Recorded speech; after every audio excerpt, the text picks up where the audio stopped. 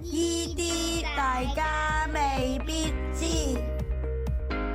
呢啲大家未必知，化療藥紫杉醇過敏可以先肚痛再暈低。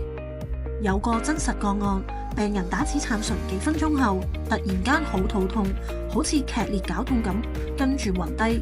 但係當時佢冇紅疹、冇氣喘、冇面腫，血壓只係輕微跌啫。最後判斷呢個其實係嚴重過敏反應嘅非典型表現，即係話過敏唔一定先由皮膚或者呼吸開始，突然嘅劇烈腹痛加上頭暈，都可能係身體發出嘅警號。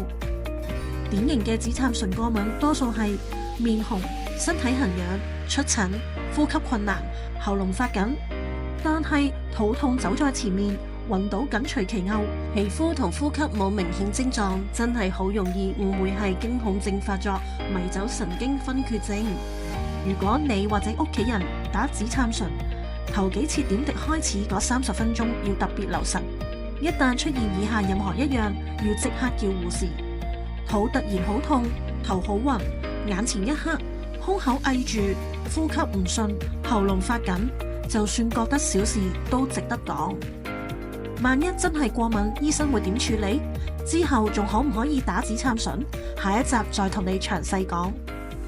以上資訊由 Cindy 姨姨話你知。